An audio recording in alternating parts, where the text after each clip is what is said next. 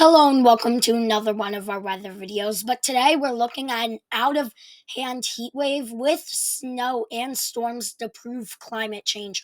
But first, looking at the National Weather Service advisories, you can see that the entire area that's east of the Rockies has heat advisories, especially in the central US, where in the pink we have extreme heat warnings and then extreme heat watches all in this red, where it's going to get up to 103 degrees on Tuesday in New Jersey, which will be wild. But then, in complete contrast, we have a winter storm warning. It's not even winter. Looking at the high temperatures for today, it's getting up to 105 degrees in the central US and southwest.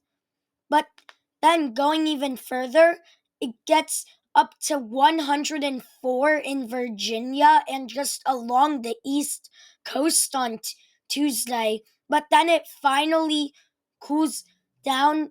Well, it doesn't really cool down. This is before then. On Saturday morning, it gets cold enough for it to snow, which is wild, which is clearly proving that climate change is going to make this the warmest summer on record. Looking at the amount of snow we're about to get, you can see that it could be up to 2 feet of snow. It's summer. How are we still getting snow? And then it's just spread out over here with up to a foot of snow just all around. Looking at the National Storm Prediction Center, you can see that we have a high risk of tornadoes in the north. Meanwhile, we just have some wind over here in the central US. Tomorrow, it'll be pretty decent with possible tornadoes just spread out the north to the northeast. And same thing goes for 3 days from now on Sunday, where we have some storms over here in the northeast and central US as usual. Finally, looking at the radar, you can see that we currently have a ton of storms just spread out, with a few mainly in the north and even some snow.